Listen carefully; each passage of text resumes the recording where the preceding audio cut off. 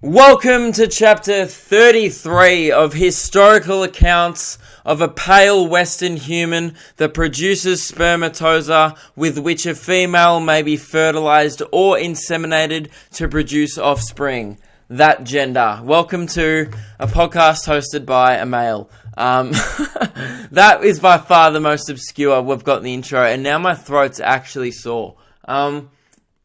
Alright, so everyone, chapter 33, and I've had probably one of the best weeks of my entire life at the Melbourne Comedy Festival. My Melbourne shows are finished now, finished last night, and originally this week was going to be the podcast with Josh Wade, so if you're hanging out for that one, I'm sorry, it'll be pushed back to next week, just because I wanted to do a podcast to talk about the Melbourne shows, and I met such great people. I wanted to tell you some stories that happened at the shows, and I just wanted to catch up with you all, and then we'll have a couple of guest episodes. I also recorded a podcast during the week with Frenchie and Neil Kolhatkar. They'll be coming out over the coming months as well. So yeah, really I just wanted to do one more. I feel like I just needed to recap, and also we need to get through all your stories of the worst thing that you've ever got in trouble for. You guys sent in some bangers, because my challenge was last week we had a couple of stories of the worst thing you've ever got in trouble for and the consequences. You have to send in what happened when you got in trouble for it, and the best one we had was some guy when he was 14. What a ballsy thing to do! Got dared to take a piss in one of the display toilets at Frankston Bunnings, like no plumbing connected to the toilet, just took a piss in just a random display toilet and left the piss there. Then they tried to get out of there, then they were busted by security. He was like, oh, some old bitch told on us. Yeah, because you pissed in a display toilet. You're 14. I would slap the shit out of you. Actually, no, I probably wouldn't tell. I'd be like, put your pin dick away and get the fuck out of my store. That's what I would say. But anyway, so we got to get through all your stories. I think a few people almost topped that. We got a few pretty good ones, but most of them, I'll be honest, were just like you guys sending in stories about how you got busted having nudes on your phone. Like, that's pretty much the millennial. I realize that's all teenagers have to deal with these days. Like, I woke up, got busted for having nudes on my phone. That's all you guys send in. So pretty much 95%, I'm not even kidding, were people telling me that. And the other 5% I'll probably read because they were actually good. So, so yeah, I wanted to talk about Melbourne. So Melbourne, the Melbourne shows ended up great. And I genuinely cannot thank you all enough to every single person who came out and saw my first ever show at the Comedy Festival, You Don't Owe Me. It was truly it was easily the best fun I've ever had on stage, especially the last few nights, man. It was crazy. The last 2 nights were completely sold out. We had to squish in extra chairs. I'm really sorry. A bunch of people got denied at the door both nights. I posted that the shows were sold out so people wouldn't rock up who hadn't got a ticket, but people still rocked up. And I'm terribly sorry that you didn't get let in. But let's be honest, there were some nights where I was not sold out. Would have loved to have you there then. Hate that when people are like, this is bullshit. And like, man, do an extra show. I did 6 extra shows. I was only supposed to do 6, and I announced 6 more, and you didn't come to any of them. And then you're like, oh, come to the last one. It was sold out, mate. So, anyway, I apologize to everyone who got but I'm not doing extra shows just because, come see me next year. I'll be doing a new show from now on every single year at the Comedy Festival, and it's just going to keep getting bigger and better, and the room's going to get bigger, and the show's going to get better because I'm going to get better as a comedian. But I was super proud of the show by the end, and even the way the show evolved, like every night you'd add in bits from the other nights and by the end the show was just phenomenal. And I'll put in some of my favorite moments from the show at the end of the podcast like I did last week. Just some crowdwork stuff. Obviously I can't put in any material because I still haven't done the national tour. But yeah, they sold out and it was crazy playing to just a packed room and everyone was so up for it.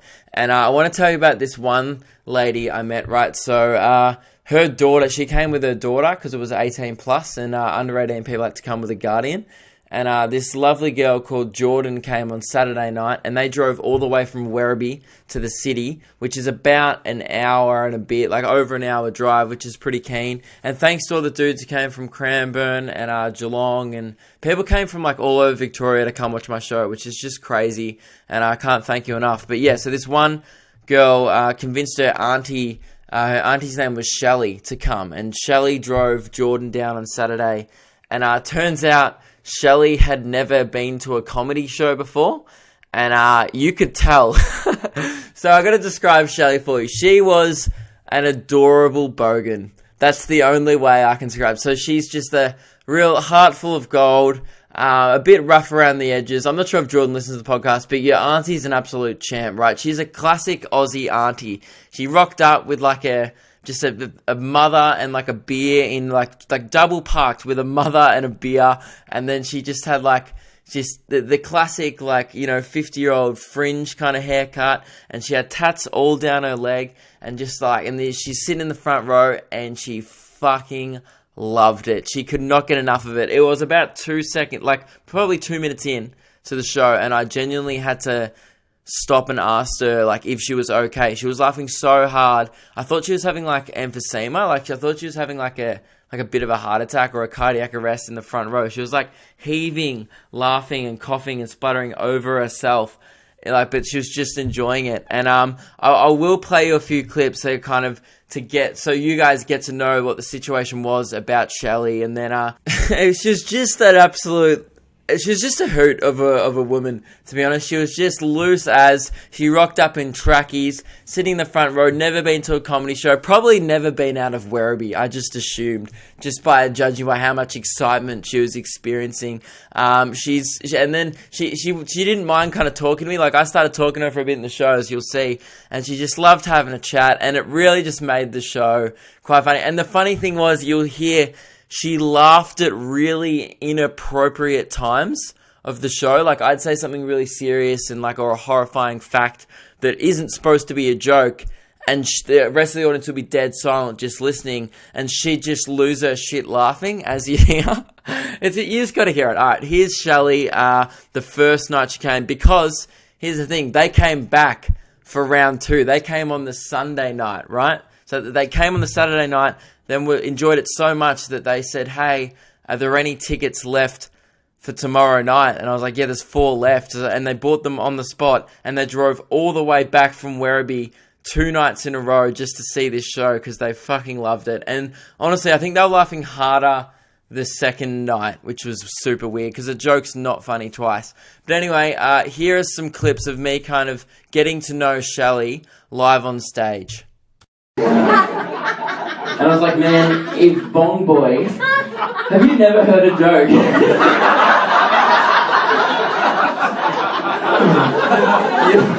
Sort of. This is great. Yeah. Funniest person I've ever heard. You're funny. Oh, thank you. I literally try, and it was very profitable enough for me. I think you laughed more at the setup for that one. Go back to Meth Man Bumblebee. Go back to Meth Man. They're my friends of mine. Serious. Oh, I know, I can tell.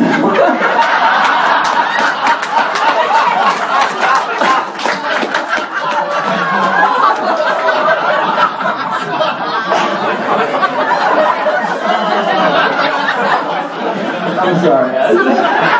Thanks for coming, guys.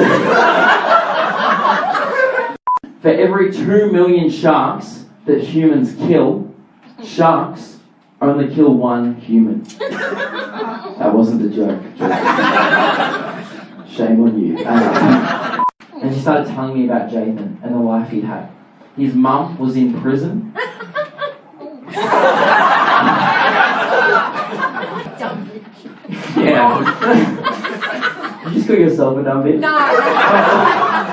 What did you say? I did say dumb bitch. Sorry. Right. Oh, she's a dumb bitch because she got put in jail. Right. That's not what we were trying to take away from that. It was actually a sad moment. This is the heartfelt moment of the show. You come in with, what a dumb bitch.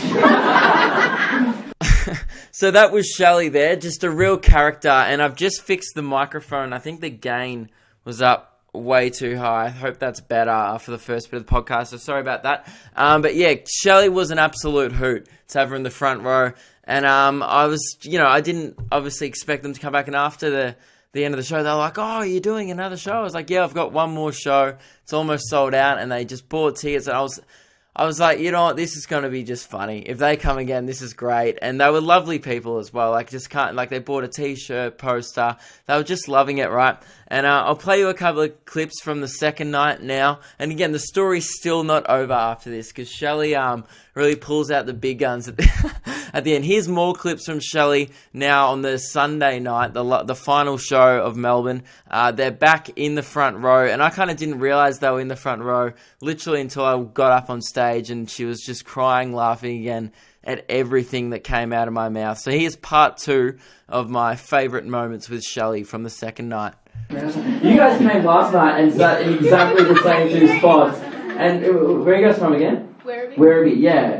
And it was, it's the same. Yeah. Like, I opened with the same shitty joke. Cool, well, fuck, I've got your money now. So here's the, who knows me from the online videos? Any people from the online? Yeah, a few people? Yeah. No, you know me from last night.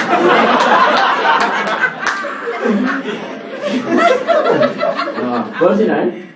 Shelly. Shelly. Yeah. We're going to have fun tonight, Shelly. We're going to Alright, so you're just loving this again. It's great. What's different? Nothing. Burnt out brain cells. Huh? Burnt out brain cells. Burnt out brain cells. Last night she yells out, "It's funny because I'm Bogan." Is that why it's still funny? They're my friends. They're your friends. You shouldn't brag about that. And the other thing I like, the most horrifying fact in the documentary, this one's not very funny at all, it's for every 2 million sharks that humans kill, sharks only kill 1 human. I set it up so you wouldn't laugh. Illegal whaling. Alright. She laughed at that joke too. Not that joke. She laughed at that horrifying fact. That's one of the fun facts of the show, actually. It's just a bit I have about sharks, and I have to say that horrible fact and then go on to kind of bag the Japanese whaling, whatever. It just comes to the show, right? But that's not a joke. She just laughed at that line about humans killing more sharks than they kill us both nights. And I set it up the second night, as you heard. I'm like, now this is a horrifying fact. It's not funny at all. And she still was like, "Oh, illegal whaling. Oh my God." Anyway, so Shelly's in the front row, absolutely having a ball. She's out of Werribee. Can you blame her? If I was not in Werribee too, and I'd been there my whole life, I'd be having a fucking blast. And she's in the front row, and the show finishes, and we get outside, and I'm speaking to her again, the second night, and she starts showing me her tattoos on her leg. And I was like, "Oh, you've got some signatures there." And then she says, "Yeah, I've got, this is Conrad Sewell's, and this is Reese Maston, or Maston, I don't know how to say his name, from The X Factor." And she goes, "Hey, Luke, do you want to sign my leg and I'll get it tattooed?" And I was like, "Oh, no, you'll regret it. Don't do that," and stuff. And I tried to talk her out of it for a bit. And I was like, I don't know if she's drunk. I don't think she is. She's driving. But also that doesn't mean she's not drunk. She's from Werribee. And I was like, I don't know what's happening here. She's like, "No, I want you to sign my leg. I'll get it tattooed. I'll book it in tomorrow." And I was like, okay. And eventually I signed her leg. And so really her leg has this Thailand bullshit at the bottom of the ankle. Then Reese Maston's, or Maston, or I don't know. I think she goes with Jordan, her niece, to a bunch of concerts and shit. I'm assuming she just takes her auntie Shelly everywhere, which is a great call because her auntie is an absolute riot. So she just goes along with her niece to all these events and then just gets tattoos of all these people she doesn't really know. She gets tattoos of their signatures. She's like, "Oh, I'd never heard of Reese Maston, but he was pretty good." I was like, all right, he's a dude from the X Factor, if you don't know. So I looked at her leg, I Conrad Sewell, Reese Maston, and I was like, you know what? I'm still the second best person on this leg, even if I sign it, because, I mean, like, I didn't have to go on the X Factor to get people to give a shit about me. So, I eventually signed her leg, and, and then I signed it twice. I gave her two options, because you get it tattooed over the pen. I signed it, one above Conrad Sewell's signature, and the other side of her leg near the ankle. And I was like, you can choose whichever signature you like. And now let's wait and see. This is going to be a fun podcast game we got to wait a month, I guess. I don't know how long it takes to book a tattoo in. I don't have a tattoo, but let's just see how long. Let's just see, first of all, if she goes through with it and gets the tattoo of my signature on her leg. That'd be the best Instagram I ever post. Some auntie from Werribee who had no idea who I was 48 hours before she booked in a tattoo of my signature on her leg. That is the best thing I've ever heard. That's phenomenal. I genuinely cannot thank Shelly enough for just being a good sport, coming back twice, and then wanting my signature tattooed on her leg forever. Oh, what an idiot. But thank you so much to Jordan for bringing her. She made the last two shows very funny. And the last two shows were great anyway, but she really added a very positive energy into the room. So I'll put some more, stand-up moments at the end of this podcast for the rest of the show. And yeah, I honestly just wanted to thank everyone again. It was truly a dream come true. Like a year ago, I remember I was opening for Lewis at the comedy festival. I think had about like 800 likes on Facebook. Not that means anything, but just no one really knew who I was. And it was my dream to one day maybe sell out a show at the comedy festival. I was like, man, that would be great. And I was thinking 5 years in the future, I might sell out a show one day at the comedy festival.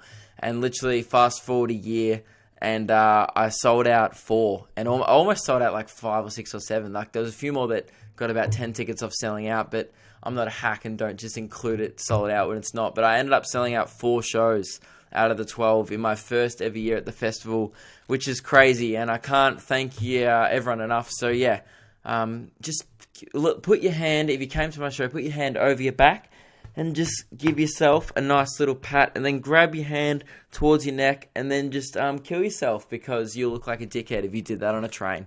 We're going to do the fun fact. We're like 17 minutes into the podcast now, but we have to do the fun fact. Here's the thing with the fun fact. Sorry, I forgot to do it last week. Everyone's like, you didn't do the fun fact. I wasn't having fun all week. And I'm like, I'm sorry. Okay, it's fair enough. I didn't have a fun week either because of we didn't do the fact. But I had a few, here's the thing, I have a few good ones sent in, but I also had a few absolute trash facts where I'm not even sure if people they must listen to the podcast, but they've completely misinterpreted the segment of the fun fact, because they send in actual fun facts. Like this guy, Andrew, sent in, hey man, fun fact for the podcast, a group of bunnies is called a fluffle. What's fun about that? There was no reference to the Holocaust or any type of racism, or I'm confused. And then I said, well, I think you've misinterpreted the segment, Andrew. And he said, no, it's really fun to say the word fluffle. And I was like, you know what? You can't fucking argue with that. So there you go, mate. You got a shout out. But that is not the fun fact for this week. It's going to get way more fun. And I actually received this also.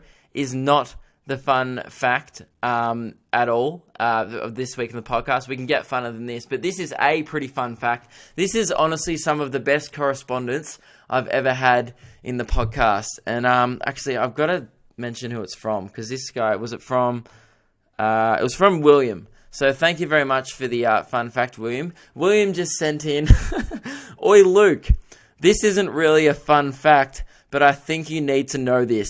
There is an old man who lives in Marrickville, a suburb of Sydney, who likes to walk his miniature pony and plays trumpet. Also, potty is lit. Thanks. Oh, man. I did need to know that. There is an old man who lives in Marrickville who likes to walk his miniature pony and plays trumpet. Dude, I should hook him and Shelly up. They would get along. She'd be like, what? A miniature pony and a trumpet? That's hilarious. And come back. she put a ring on that. Wow. So thank you very much for the correspondence, Will. Now let's actually get into the fun fact. This week is actually a series of fun facts because they all relate to each other. They're all in the same category of fun facts. So we're going to just have a fucking blast today. Like, you're just going to be like, what, 3, 2, 1, ready for takeoff, and then just not like, I don't know how rockets take off, but it's a lot of fire and it's a lot of energy. I'm assuming rockets don't run on unleaded. They probably run on some nuclear power, or maybe it's diesel. Maybe they just run. No, they don't. I don't know how they take off, because I'm not a rocket scientist. That's a fact. I'm an idiot. So and I don't know physics or engineering. But anyway, rocket fuel. That's it. But I don't know what rocket fuel is made out of. Anyway. Instead of rocket fuel today, don't worry, that's the point. You won't be needing rocket fuel, okay? All you're needing today is to just clench your asshole. So get your asshole. So, okay, firstly sit down. Here's my instructions to enjoy today's fun fact properly. Everyone sit down on a chair, back straight, nice posture. All right, are you doing that? Just clench your butthole, just nice and tight. Spread, just push those cheeks together. Make that butthole tighter than a nun's flaps. All right, just absolutely squeeze it in, and then get ready for takeoff, and then let's start counting down to, oh no, wait, you need to we're not going to have a countdown, actually, we need a countdown, because as soon as I drop the first fun fact, you'll be like, ignition's engaged, and then, look, this is a shit metaphor for fun. The point is, you're going to fucking take off, okay? When I say this fun fact, you're going to absolutely be blown into outer space, just from pure fun, and not rocket fuel. That was the joke I was leading to. Not really a good joke, so let's just get into the fact. All right, so the facts today are unexpectedly high death statistics you wouldn't believe.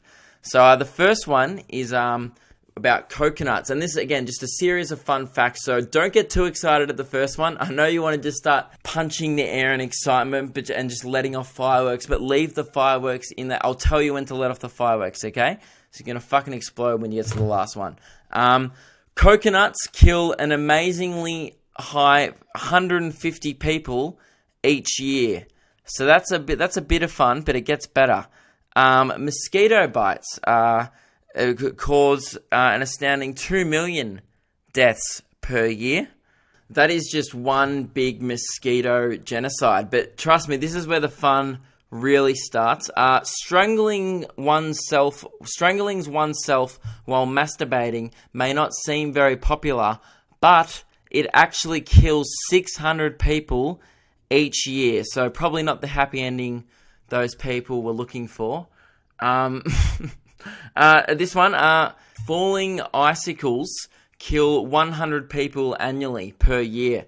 So usually when people die of ice, it's just because they get in a car after, because they're a smacky. But this one, it's usually junkies dying from ice-related injuries, but it's also explorers. So watch out when you're thinking. And this one is quite. This one's actually in my show, so I won't read out that fact. But this one, falling out of bed. This one I quite enjoy. 450 people in the US die from falling out of their beds each year. And someone actually did send me this one separately. So, but imagine that, just top bunk. And then, all right, good night, everyone. I'll see you in the morning. Well, in America, it's unlikely that you will, because 450 people die every year from it. So, all right, the next one, I think there's just a few more to go. This one's actually quite surprising fun fact. Very fun, but just very surprising at the same time. Also, I'm assuming you guys are just preparing the fireworks and kind of high-fiving your friends right now. That's the appropriate response to these facts. So don't stop that, but just keep kind of listening and kind of just get it pumping up. It's like a build-up of an EDM song. It's like do-do-do-do, we're having fun. And I was like do-do-do-do-do-do-do-do-do-do-do. And then wait till we get to the last one, and it's going to hit the drop, and the fun fact horn's going to dance, and everyone's like, oh my god, drop the bass, he dropped the fact. That's shit. So, okay, this one.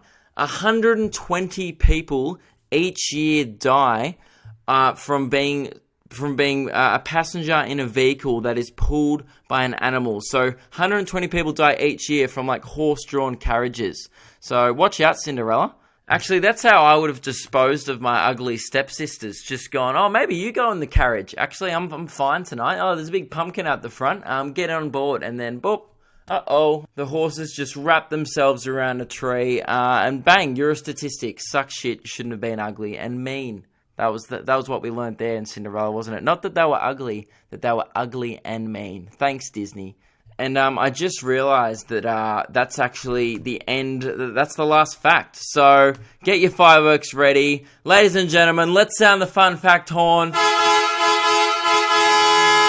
Boom, what a fun fact that was this week. That was actually, fun facts, really. That was almost like as good as the time when we went and how the world's going to burn down.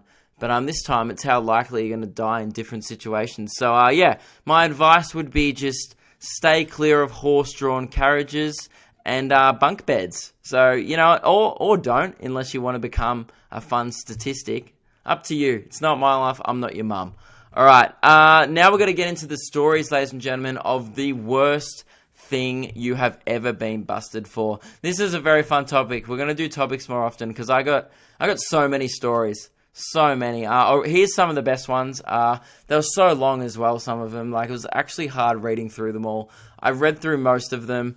Honestly, make the description or, like, the caption of them good, okay? So then I can just sort through and I can skim the whole thing, because some people send in, like, essays. Alright, this is the first story of the worst thing that this guy's ever been caught for. Again, all guys. Don't think I got one story from a single girl, because girls don't do dumb shit and get caught for it. Or they do dumb shit and they're better at getting away Yeah, I think that's it. Girls still do dumb shit, but they're just not dumb enough to get caught. Like, guys do incredibly dumb shit, but are so dumb, they just they just get caught. Look how dumb some of these stories are. Okay, so really what we're trying to beat is pissing in a display toilet in the Frankston Bunnings. And you'd think that's pretty hard to beat, dumbness-wise, but I don't know, you guys surprise me every single week. Alright, sorry, I'm kind of losing my voice just after the comedy festival. I need to have like a week off. Alright, hey Luke, so here is my story about the stupidest thing I've done in my life and got caught for. Keep me anonymous, please. All the anonymous ones are the best because they're just so ashamed of it. So when I was 19, I tried LSD. Not for the first time, but definitely for the last. And after spending 4 hours at the club, I realized my mates had left and I was just wandering around aimlessly by myself for the last half hour. See, that's a great endorsement for drugs, isn't it? Just pinging, tripping so hard on LSD that you don't realize your mates are gone for half an hour. You're just talking to an empty sink and someone's vomit. Just like, oh shit, it's not Brian. And then... So I left the club and walked to my mate's house. The door was locked and I tried to get into the house thinking my mates were actually inside and just playing silly buggers with me. And I ended up breaking the window to get in. What the hell? So you just keep knocking if you thought they were inside. You decided to break and enter their house. So I ended up breaking a window to get in. And once I was in, I'd realized my mates had actually left me a message telling me where they had went. Due to having a full head of acid and not thinking correctly at all, I rushed to the location that they were at, and I told them I just saw people breaking into their house. Oh, you dickhead. So you lied. You broke into their house, and they were like, oh shit, I shouldn't have done that. Oh my god, I saw someone breaking into your house. And then while we were all running back, someone had called the cops, and they were there waiting for us when we arrived. The police noticed I had cuts on my arms from when I broke into the window, and I was arrested on the spot. I was in the holding cell for 6 hours, and once the acid wore off, I just told them the truth. I called my mates the day after telling them the truth, and my mates dropped all charges, but things were tense between us for a year or so. Safe to say we had a good laugh about it now, but they never let me forget it. Yeah, you were tripping balls and broke into their house and got caught for it. That's pathetic. It was the stupidest thing I've ever done. You'd hope so. And I still to this day cannot explain my train of thought I had while I was on acid. Like, why did I break a window to get in? Why didn't I check my phone or give them a call before I assumed they were at his house? Anyway, love your work, mate. Keep it up, and I'll see you at the Brisbane show. Oh, man. Make sure you come up to me and tell me at the Brisbane show, I'm LSD fuckwit. And I'll be like, oh, hey, LSD fuckwit, I'm Luke. That's a good story, man. I don't know if it, like, it's definitely way, way dumber than pissing in the Frankston Bunnings, but I don't know if it's funnier, because it's actually like you committed a crime, you were on illegal substances, and you just got caught for it. Like, it's way stupider, but it's probably not dumber, in a way, like stupider and dumber than the last one. So I don't think we've topped Frankston Bunnings yet. Here's another one we've got. Hey, Luke. I just heard your last ep, and I thought I would tell you about the time in high school when I got into trouble for fingering. Who sent... This is going to be a good story, I can just tell. Who sent in this, though? I should probably find the person, probably give them credit. This is from Isaac. So, thank you, Isaac. Oh, what about if you want to... Oh, well, you're not anonymous anymore. So, yeah, I thought I would tell you about the time in high school when I got in trouble for fingering. This is already gross. I was watching a school drama performance with my then girlfriend. The performance was in the school hall and the room only about half full, so we sat at the back. There we go. This is about to get shit. When they turned off the lights, I made a move, and one thing led to another, and I was fingering her up her skirt. About 2 minutes later, I felt a hand on my shoulder. It's like when... And I looked up, and it was my maths teacher pointed to the door. That's like when Harry Potter, like Harry and Ron get busted for talking, and Snape comes up behind them. Imagine if Snape came up behind her like, boys, enough fingering. Come to my office now, and it gives you some unhorny potion. And oh man, I should stop referencing Harry Potter in this podcast. So the teacher put my hand on my shoulder. I looked up, and it was my maths teacher. Pointed to the door, and we both went out, being followed by my maths teacher, and she began yelling at us for a good 5 minutes. I was then told I wouldn't be allowed back in. No shit, because you're gonna fuck her when you go back in. And my girlfriend had to sit next to the teacher. Oh, post-fingering, she still would have been wet. She's just sitting there moist next to the teacher, like ashamed of herself. That'd be so humiliating. Later that day, my friends told me my friends told me they could all had... That just makes no sense. My friends told me they all had heard the teacher. That's what you meant to say. Everyone in the hall had heard what had happened because she was yelling at us so loud from outside. Later that day, I was called up to the principal's office and I was handed a week's suspension. Fuck. My girlfriend copped a week of ARVOs. That's bullshit, man. That's gender equality. Like, why did you cop us? If it was consensual, then she's just getting fingered is just as bad as doing the fingering. That is sexist as fuck. Just because she was probably more embarrassed about it. My girlfriend copped a week of afternoon detentions, and my mum was not impressed. However, it was Dad who was the real surprise. When Mum left the room, he high-fived me and left. So here's your story. If that's not better than a piss at Bunnings, I don't know what is. Look, that's pretty good.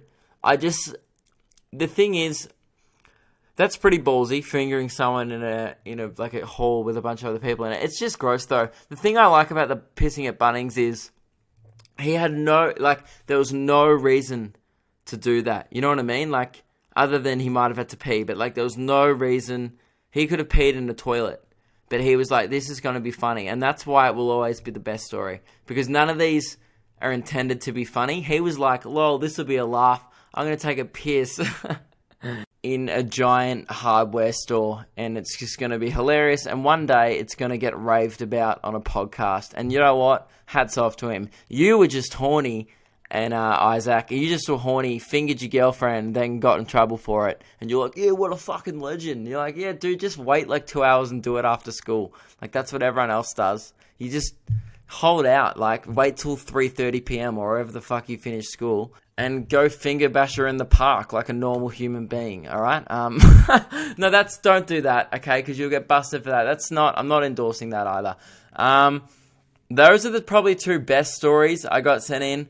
And I don't know, like, they were probably better stories but I don't know if we beat pissing in Frankston Bunnings in level of dumbness and stupidity. That is just hilarious to me. I don't know why. Pissing in Frankston Bunnings.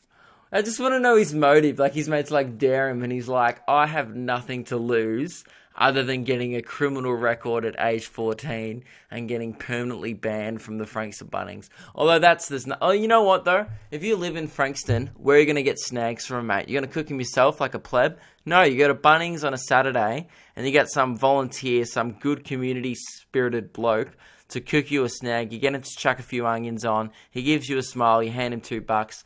And from then on, the day is fucking yours. That's better than a fun fact. That's what a Bunnings snag is, the only thing better than a fun fact. Actually, no, it's probably on par in level of funness and enjoyment that I get out of each activity. Actually, no. A fat bird sighting trumps everything else. I think we can all agree with that. That's one thing that we can collectively agree on in this podcast. Yeah, so, okay, in order of hierarchy of fun things, it's seeing a bird so fat, like just, you know, like when Princess Fiona sings in Shrek 1 and the sparrow just explodes from fatness. Like, that's probably the funnest thing I've ever seen. That's why I love that film so much. Like, my dream really is to see a fat bird the size of Aunt Petunia from Harry Potter when Harry does start doing spell on her and she blows up into a big balloon and then floats away from the Dursleys' house. Or if you're not familiar with that reference, Veronica from, is it Veronica? What's the girl from Willy Wonka who just, like, she becomes a blueberry? The point is, I want to see a bird that's just the size of a Death Star. Just like it just flaps its wings and Eldaron just goes fucking bang. And I was like, oh, who's next? Jakku? That's a good Star Wars reference for Star Wars fans in. Anyway, if you don't know Star Wars, you'd just be confused. So, yeah, okay, so it goes, fat bird sighting, like one that big. And then it would probably go getting a Bunnings snag, followed by a really fun fact. And then probably the fourth favourite thing that could ever happen would be Shelly gets the tattoo of my signature on her leg. That would be the funniest shit. Like, I've signed, it used to be the weirdest thing I'd ever signed. I talked about it. I signed some dude's Samurai Jack DVD. Actually, some dude made me sign his The Chief. Like, it's like this movie called, I've never heard of this movie. I've never referenced it in a podcast. He's like, can you sign my Blu-ray copy of The Chief? And it's this film. I'd never really heard of it or seen the front cover. And I signed this guy's DVD and I was like, is this an in-joke? And he's like, yeah. And I was like, am I in on the joke? And he's like, no, it's just an in-joke between my friends. So it'd be great if you could just sign it. And I was like, I signed it for him because I'm not a dick, but I was like, and I support an in-joke, but it sucks when you're out of the in-joke, but yet you're involved in the in-joke. You're a part of the in-joke, but I wasn't in on the joke. So, I don't know, that was a bit weird. But now, definitely the weirdest thing, the night after, was I signed Shelly's leg, which she is going to get tattooed. So, that's the best shit that's ever happened after a show. And, so, yeah, that's pretty much the end of the podcast, guys. I'm going to play you some of my favourite moments from the second week of the Melbourne shows. If you want to hear my favourite moments of just crowd work and silly stuff that happened on stage, listen to which podcast? Listen to the last week's podcast. I'm gone delirious. I was supposed to be heading to Sydney today, actually. I'm not heading there till Thursday now. So I'm going to Sydney to finish off the Try and Stop Me tour with Lewis. And then I'll be back in Sydney June 2nd for my show. So that's pretty much all I got left to go with the shows, guys. I just got the rest of the four more shows to go. I've got Sydney on June 2nd, Brisbane on June 3rd, and then June 11th is Perth, and then the 13th is Adelaide, and then I finish my tour. That's the end of the first year. So Sydney is selling really well. So can you keep buying tickets to the national tour? It's slowed down so much. All right, so it's only like a month away now. So yeah, I'd love it if you come to my show.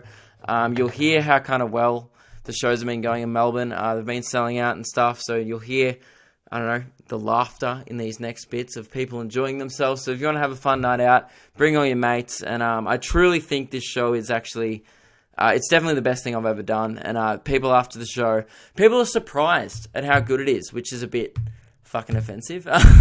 Like, people are like, oh, we listen to your podcast and we watch your videos. You could be a lot funnier on your podcast. And I talked about this last week because it takes me a year to be that funny for an hour. This, I just turn on, start saying shit, and people are like, yeah, but you're in, you know, because people just like, dude, the show was fantastic. It was great. You should be so proud of that and stuff. And people, you know, just giving me such great feedback. And then, and instead of just ending it there at, oh, Luke, that was a great show, they just go, so why don't you put that much effort into all your other shit? And it's true, because I just hit play and then just start yelling about fun facts or fat birds or getting a, you know, some lady from Werribee to sign. That was a pretty good story, actually. But you know what? It's true. This could be funnier, but I'm not going to put a year into every podcast. You know what? Do you want me to do that? We do a yearly podcast, and I just like spend all year writing it and making sure it's word perfect. And then, but no, it's once a week. That's like if I did a new hour show every week, it'd be shit. That's why I do a new hour show once a year. So it's good and it's worth you paying money for. Fuck, this stuff is for free as well. Like, I give you content for free all week, and people are like, oh, but I have to pay for the good shit. Yeah, of course you have to pay for the good shit. The show is fucking 50 times, 100 times better than this. That's why you have to pay for it. But this is free, so it's just shit.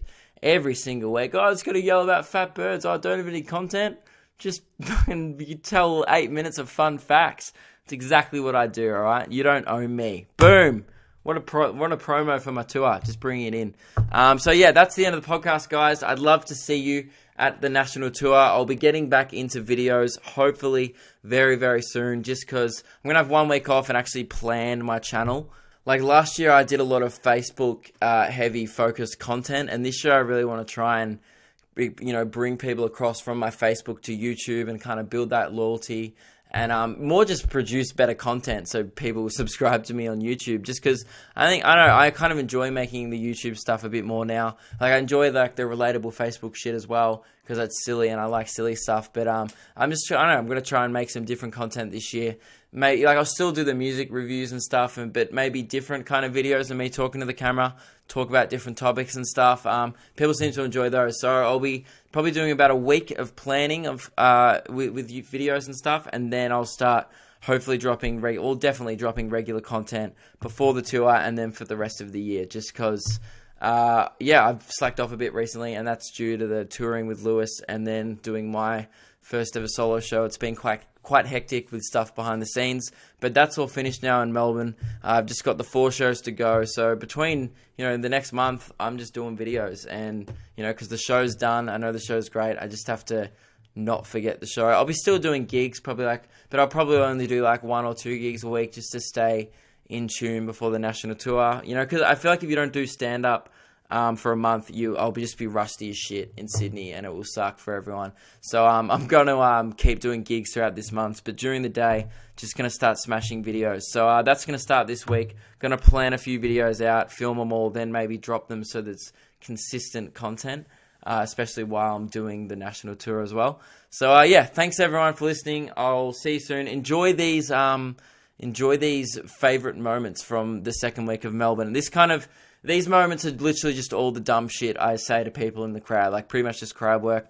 Obviously, I'm not going to put my jokes and punchlines in the podcast because you know, it's better. I want people to see that shit live because it's way better to be in the room. And B, I've still got shows to go, so I don't want to spoil it for the people who've already bought tickets. So here are my favorite crowd work and stupid moments, you know, aside from Shelly, which you've already heard from the second week in Melbourne. It was definitely the funnest shows I've ever done, with hands down, especially the last 2 shows. The last 2 or 3 shows were just absolutely phenomenal, and I can't thank you enough. It's the best fun I've ever had on stage, and it was truly, like, it was just, I finally felt like, yeah, but the whole dream thing of selling out a comedy festival show came true, and it was surreal. So all jokes aside, I'm genuinely thankful for everyone who came out, and I hope to see you at my national tour. You know, it's crazy. Already the people have bought tickets, and supporting that dream of mine is insanely cool. I'd love to see you there. Enjoy me being a fuckwit on stage now. I'll see you next week with the Josh Wade podcast. Enjoy. So I've been trying to become more manly lately. Is there any manly guys in?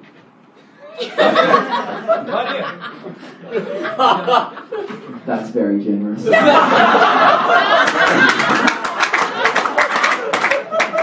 What's your name, man? Brad. Brad. And how are you just with you with friends and? No, I came up myself.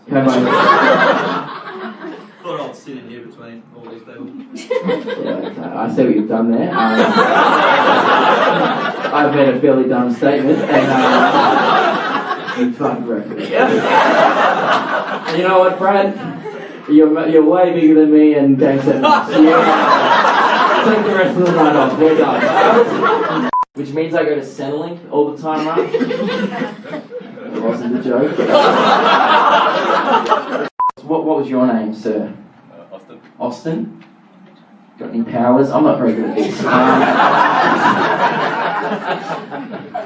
What do you do with yourself, Austin? Not much. It's the general demographic of people that come to this show. What's your name in the middle? Go with the cap. Calvin. Calvin. And what do you do with yourself? Live. What? I live. You live. Fucking, that's what sets Calvin apart to everyone else. He's like, I wake up every day and I inhale and I fucking exhale. So I've been thinking about joining a gang recently. Any gang members in? Are you in a gang? Is he in a gang? You don't know? Are you his wife? Oh, okay. I was going to say you should know. He just goes out. I think it's fantasy football. We don't know. What house would you be in, Peter? Slytherin. Never watched Harry Potter. It's a kid's show. Kids show. Fucking muggle. Take that back. What do you do with yourself, Jack? Pretty white, just like you, I guess. You just be white. You just wake up every day and everyone wants to hear what you have to say. It's great. You could do well on Australian politics. I don't know. I'm not very good at crowd work. Politics! He's in politics? Yes. Why did you yell that like you were Siamese twins? So you guys twins or sisters? You just have a thought and fucking... Are you actually twins? No. Yeah. No. Oh, that's a girl thing, like, they're twins. I hate that. Thanks for coming. Well, actually, can we get a volunteer for this bit? Alright.